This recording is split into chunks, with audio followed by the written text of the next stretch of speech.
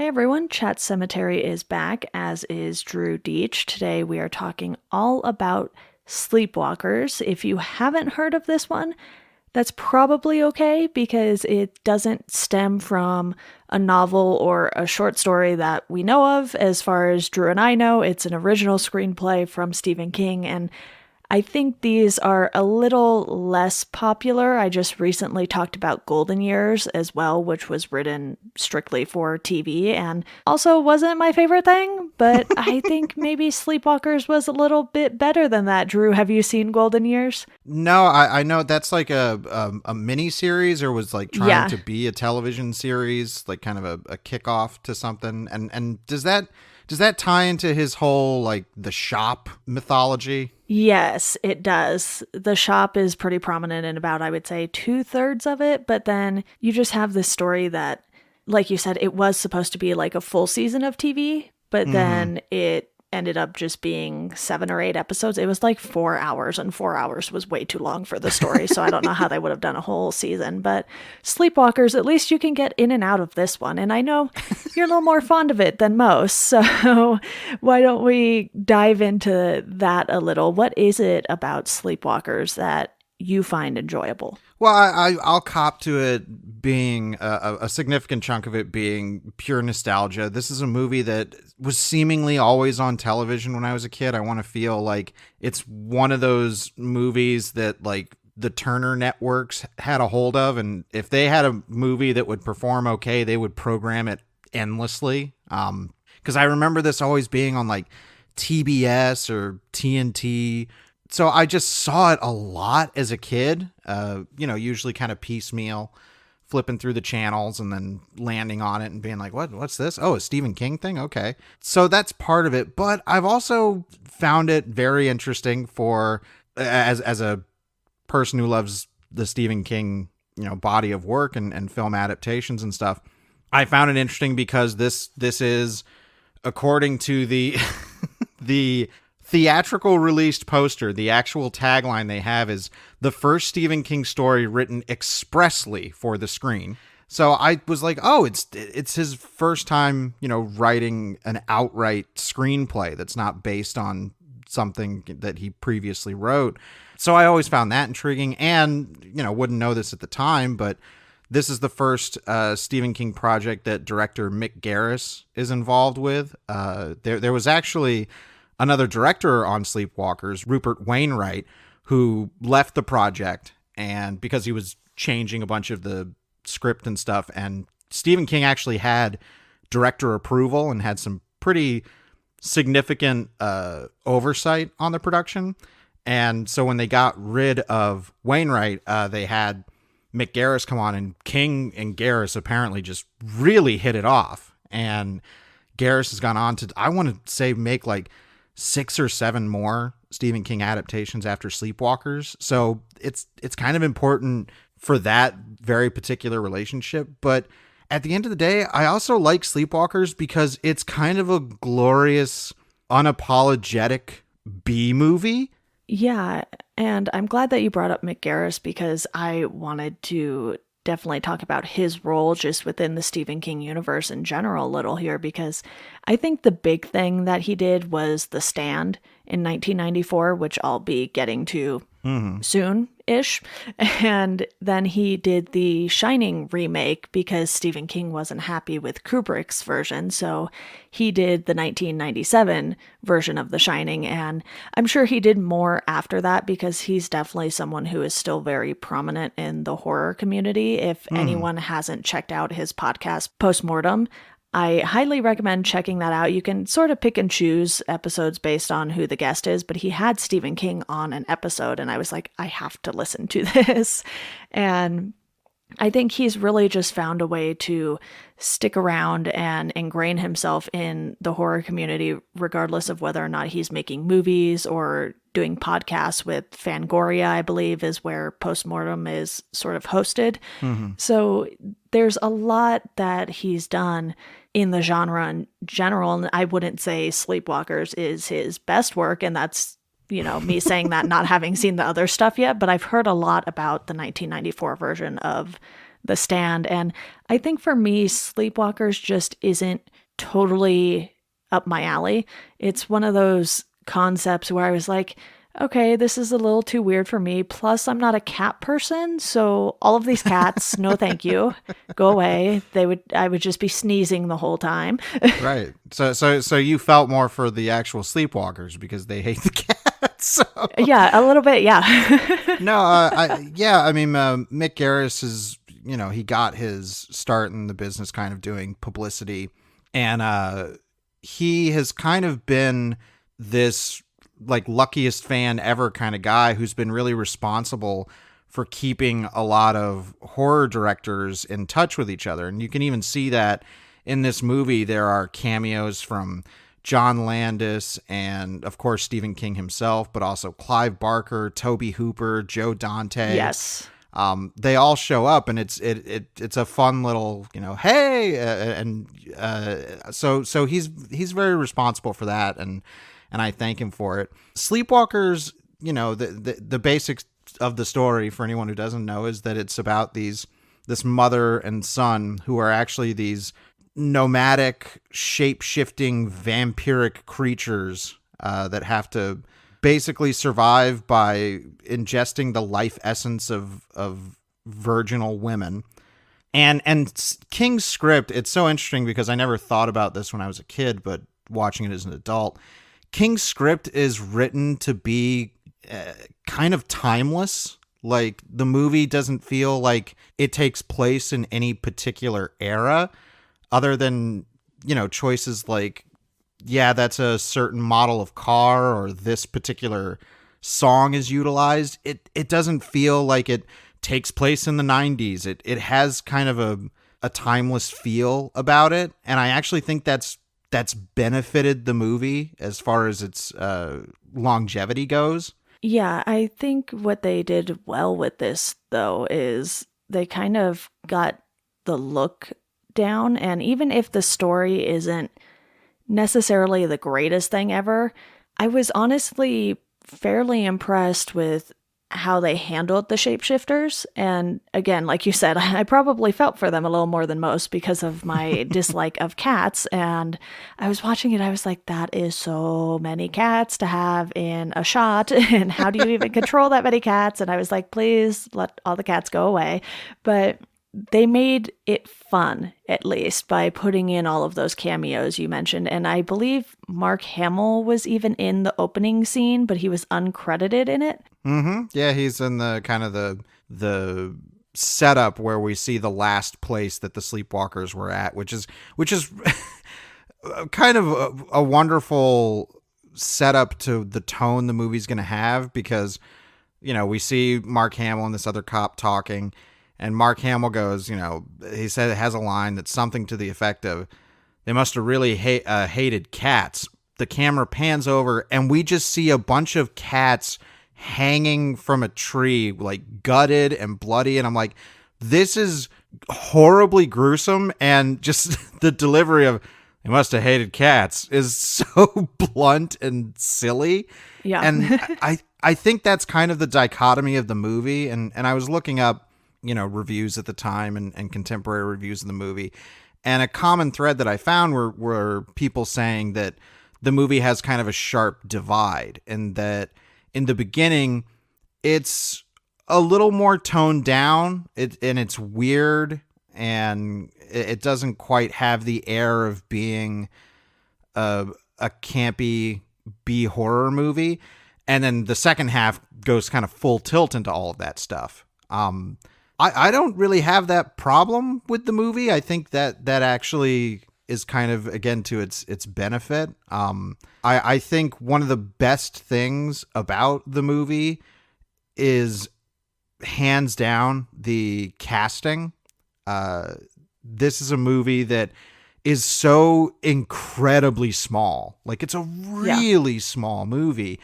And so you have to pinpoint kind of perfect casting, because your movie really is only going to rely on 3 or 4 characters at most.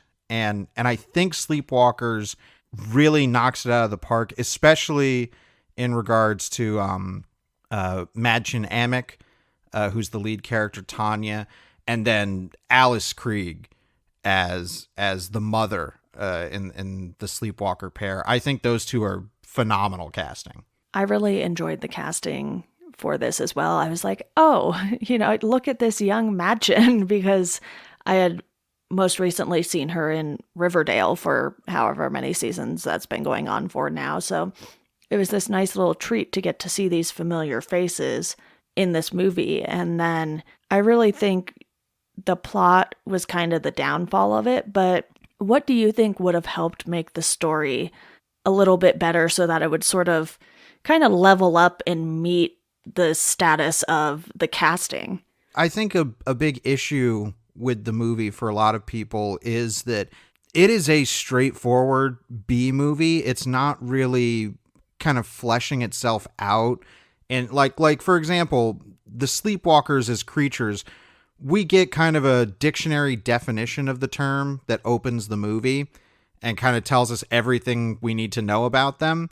But we don't really get into kind of the more interesting possibilities. There's hints, for example, Brian Krause, who plays the son, Charles, mentions something to the effect of, to his mother, like, we don't even know if there are any other sleepwalkers out there. Like, we could be the last ones. And it's like, oh, that's a really fascinating little story tidbit to throw down. Like, maybe these are the last of their kind. Obviously, I think there's going to be an icky threshold for a lot of people because this is a movie where the story focuses on a mother and son incestual relationship right out the gate. That is going to be tough, I understand, for a lot of people to get over and try and even maybe look at these characters sympathetically, because they are the villains and they act campy and villainous as the movie goes on. But I wish there was a little bit more kind of hinted at. I didn't want, a whole, I didn't want like we got to go to the library scene and look up Sleepwalkers kind of stuff. But I like those hints at the past. But otherwise, the movie is kind of just the straightforward story as far as kind of a vampire hunting down a victim, picking her out and seducing her and eventually trying to feed on her for 90 minutes. For all the weird kind of flavoring the movie has, it's a really basic story. I certainly would have loved a little more complexity to the story because I feel like maybe that would have toned down the campiness of the whole thing a little bit and really allowed you to sort of resonate with the characters even more. Yeah, I would have liked some more complexity because the interesting complexity that they throw in but pretty much gets abandoned once the third act kicks in is this idea that Charles, the son Sleepwalker, is starting to fall in love with Tanya, and that this is creating a rift between him and his mother because she's like, we need her, we have to feed on her, I'm starving, you have to feed me. And this idea that maybe this is going to be, the girl that kind of breaks them apart could have been something to play with. That's the thing. I think there's way more interesting things hinted at in little bits of dialogue than are actually followed through with in the movie. Like, for example, Charles, once he starts to get found out and he has to kill to protect his identity, he goes back and, cries to his mom, like, it's all happening again and it's happening even sooner than it did last time. We're going to have to be on the run again. This implied history is really, really something that could have a lot of meat on it, but the movie, again, it's all just flavoring. It never really gets into the substance of it. Exactly. And I think, Mary was almost like a Norma Bates in this situation. Her son is sort of pulling away from her, and because of her needs and her wants, she just keeps trying to prevent him from sort of living a slightly more normal life. Obviously, it's never totally going to be normal. And it really just felt like you could tell that there were some Hitchcock influences in this, but they weren't pulled off nearly as well as Hitchcock pulls them off, which, No. that's hard to do. Most people can't even come close, so that's fair. That's fine. And it really just felt like she was this overbearing mother who wanted things to remain the same way they had always been.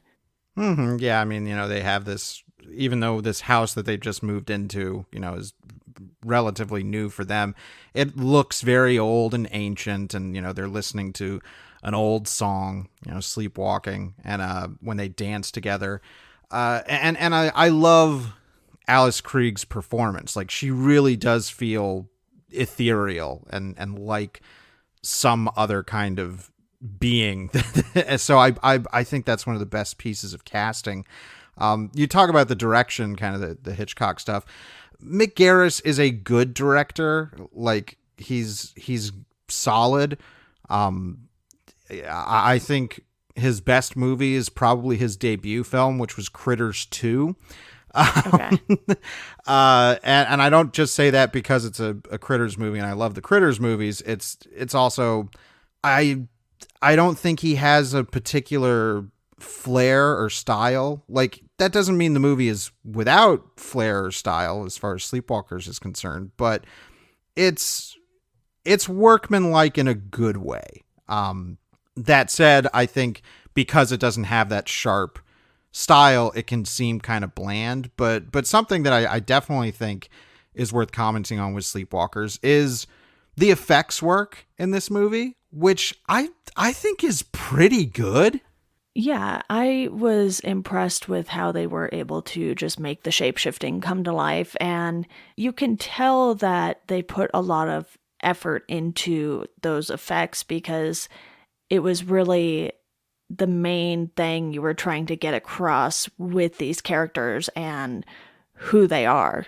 Yeah, I mean, there's a lot of that early morphing effects, which, it's clear that it's an effect, but I think it works okay. For example, the car that he's driving, that Charles is driving, is a blue Trans Am, and he's on the run from a police officer, so he has to shapeshift it into a red Mustang, and it's like, yeah, that looks good, and with some good sound design, it pulls off. I think that's also, and I'm not a stickler for this stuff all the time, but in this particular instance, I think it pops through, is we don't get the greatest read on what the Sleepwalkers' abilities are. Yeah. It's clear that they can shapeshift. We see that throughout the movie, but in to what lengths is not really clear. Could they look like other people, or I'm not exactly, that's never clear. The mother, Alice Krieg's character, calls one of their abilities, she calls it the ability to dim. She's like, you have to dim yourself, which is pretty much turning invisible. Yeah. So it's like, okay, well, but then it's like, well, she can turn invisible and he can turn invisible, but he can also turn his car invisible.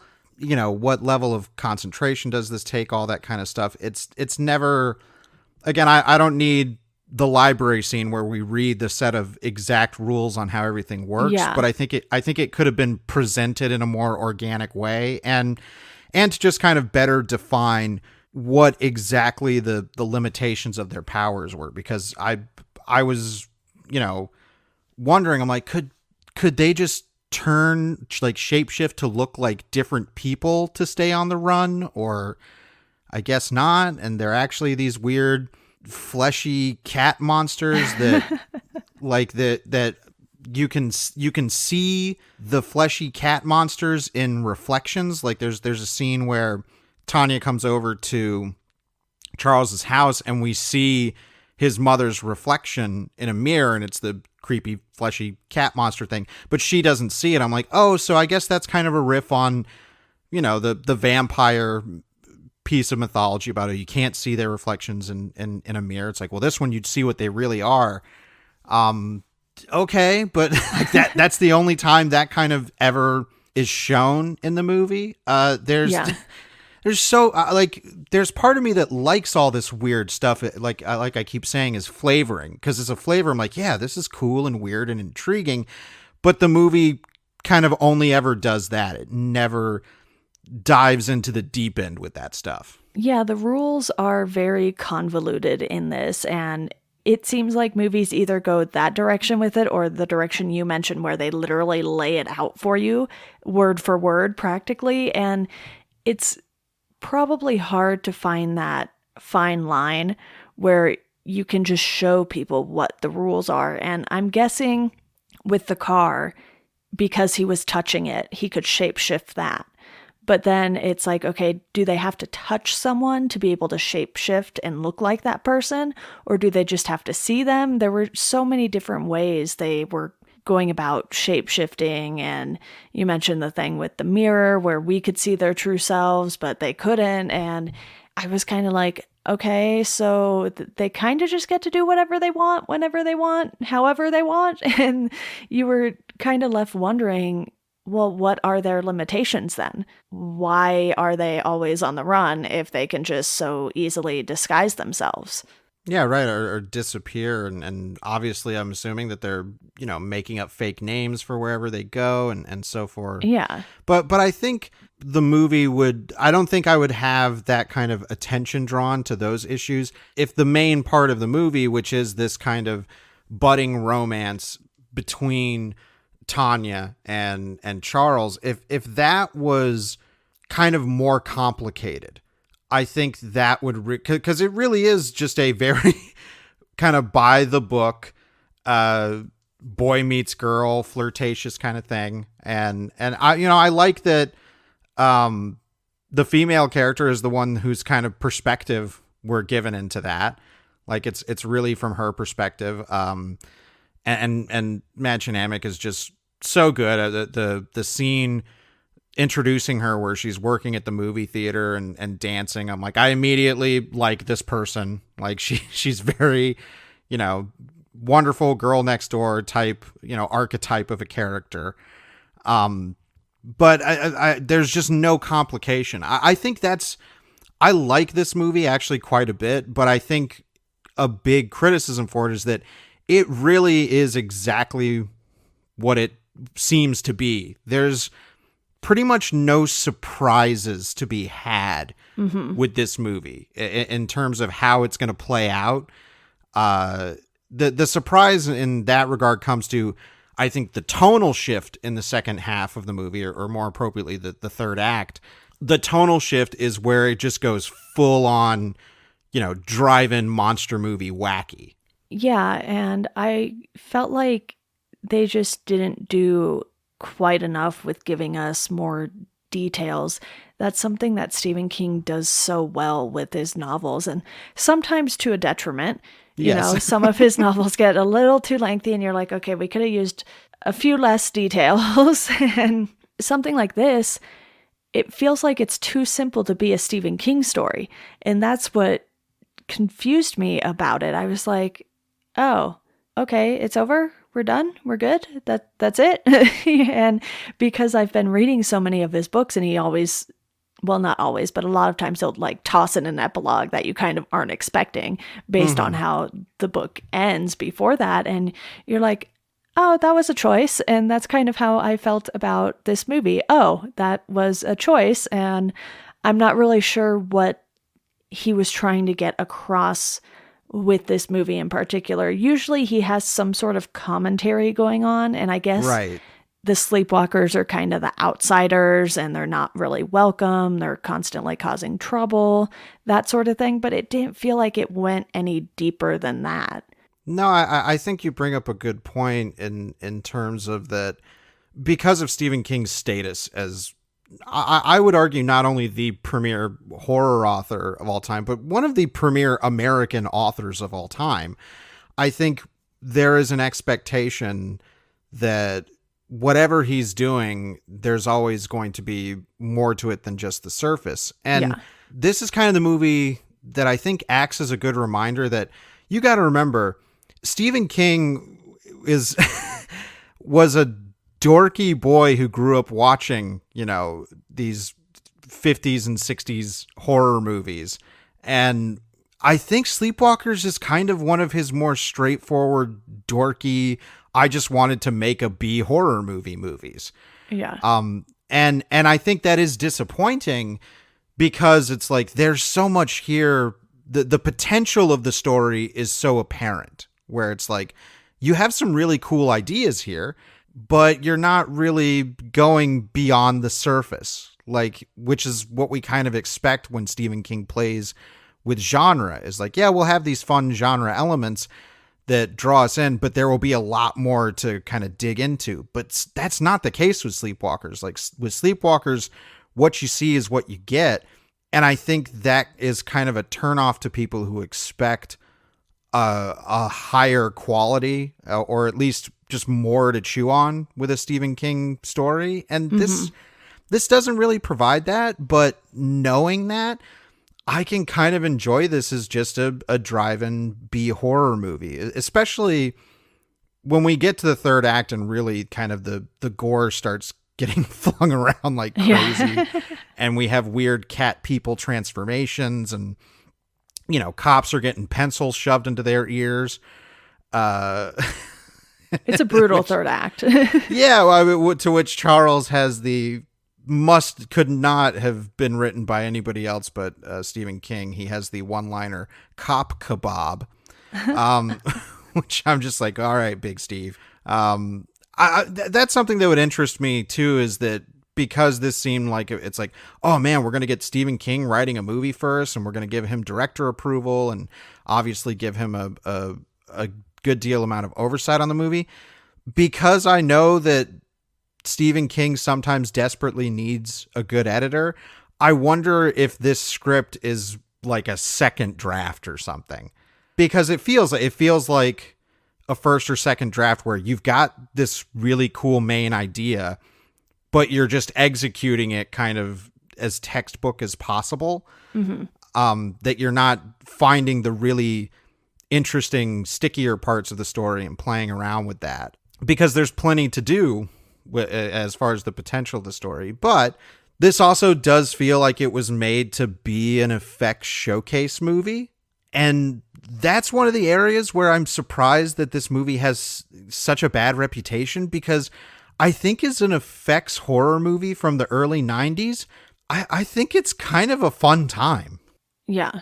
I almost want like a reverse adaptation of this, because more often than not, the Stephen King TV shows and movies that we're talking about have stemmed from stories of his or novels. And I almost want him to write like a short story or novella on this and expand on these characters, because there is something there. And like you said, the direction they went, it ended up being more of an effects showcase, which is fine. Sometimes you just want to watch a horror movie and see what they did with the effects. And I've been slacking the last few days because of my move on watching a horror movie a day. We're recording this on the 15th here, so I'm hoping to start that back up today. I've skipped 3 days, I think, and a lot of the horror movies I've been watching, it's not necessarily that they have some fantastic storyline to them. It's just you want to sit down and watch a horror movie. You want to watch people be scared regardless of what the story is. Yeah, I think one of the reasons I love why horror is my favorite genre is that you can make a horror story that can kind of coast and succeed on the basis of a really good premise. Like, that's all you need, is a really good premise for some horror stories. If your premise is fun or unique enough, you can kind of get by with that. And I kind of think that's what Sleepwalkers does. Is it's like, yeah, this gets by on a pretty basic vampire type structure, and then it has all this other weird flavoring. But because it's Stephen King, there's this added level of expectation, Yeah. of quality, of like, well, wait, this is Stephen King. Like, if he's going to do this kind of movie, there's going to be, you know, way more going on. There's going to be profoundly great acting, or a really sharp, you know, directorial style, or some really in-depth kind of surprising commentary. And pretty much, with the exception of really good acting, which, you know, it's graded on a curve, because this is really good acting in a purposeful B horror kind of monster fest. Yeah. I don't think those things are really present in Sleepwalkers. It just is. It's like, no, like it feels weirdly for Stephen King like a lark. Like if this was a 20-minute section in Creep Show, I think we'd be like, oh, that's like one of the best Creep Show, ideas. If it just started off from the Tanya character's perspective of meeting this boy, and he's a total dreamboat and I'm in love with him, and now I'm meeting his mom and she seems really nice, but wow, they live in an old house, and the big surprise at the end of the Creep Show segment is, ta-da, we're fleshy cat vampire people. I think people would be like, oh wow, that was really fun. But because this is an hour and a half, plus whatever movie, it doesn't seem like it needs to be in that format. It seems like you're saying like a short story or a novella in terms of what the actual story is trying to do.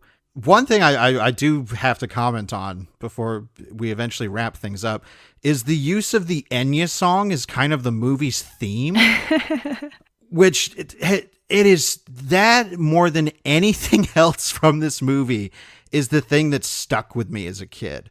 Like I remember it playing for the first time in the openings of the movie, and just being so creeped out and mesmerized by this really somber Enya track, and being like, whoa, what is that? And like trying to find out what the song was.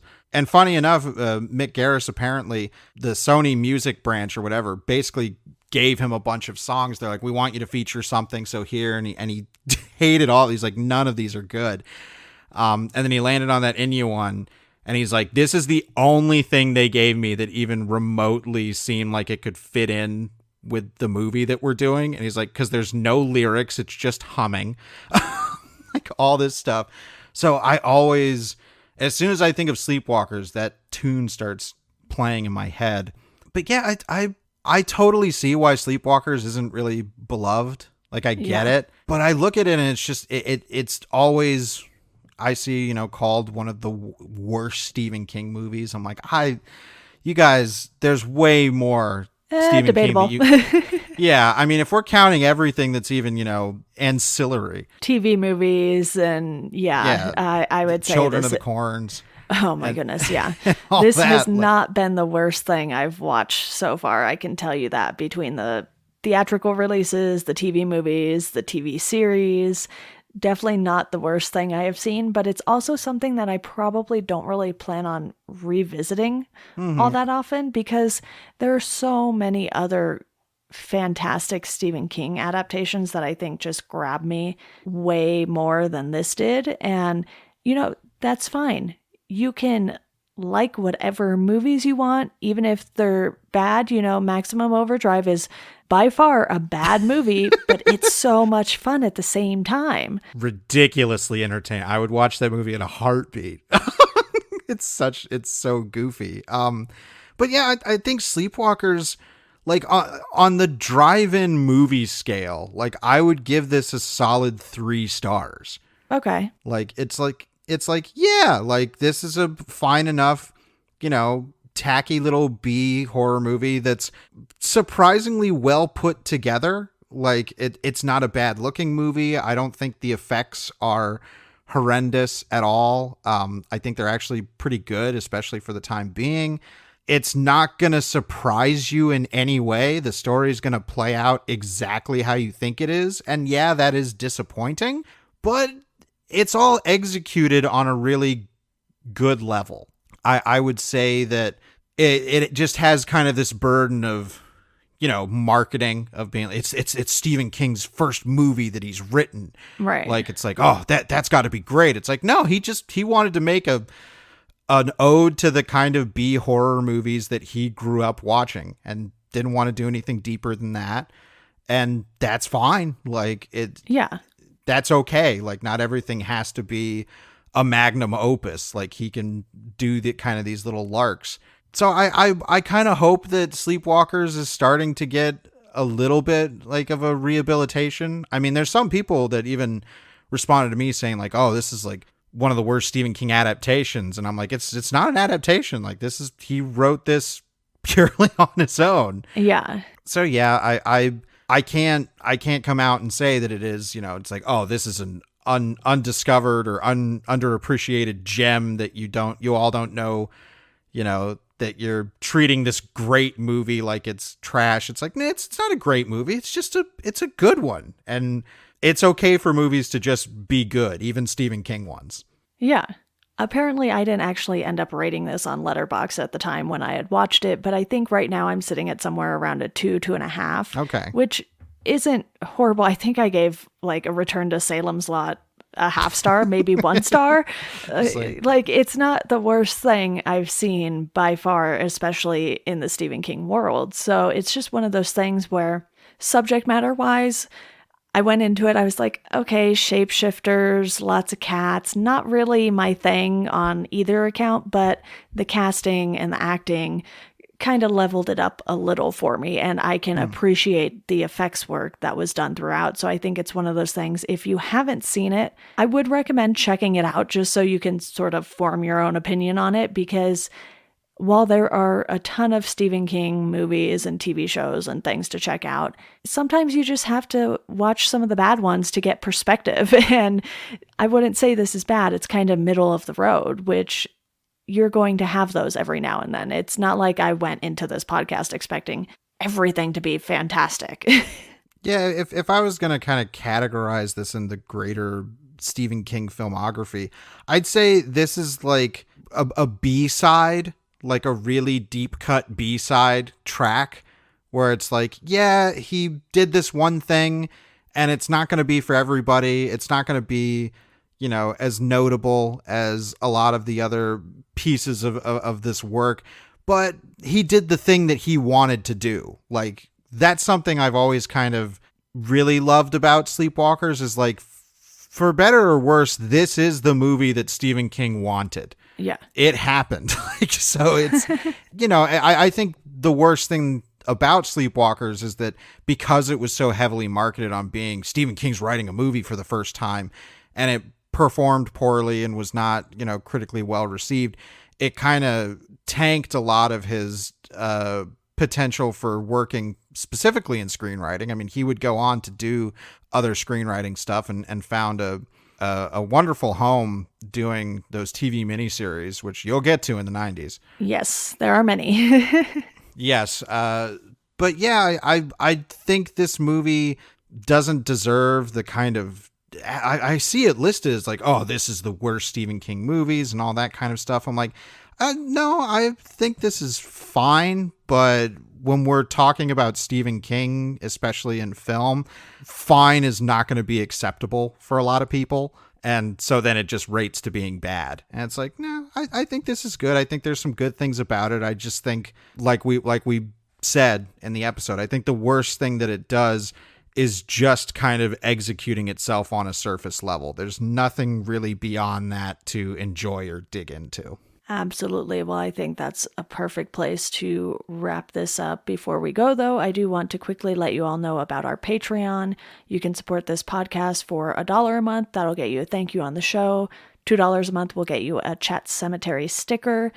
And you can find us at Chat Sematary on Twitter and Instagram. Drew, thank you for joining me to talk about this. I'm glad you had a chance to defend this movie. Yeah, that's I'm always here to defend the movies nobody else will. And to our listeners, as always, thank you all for listening, and we hope you enjoy the rest of your day.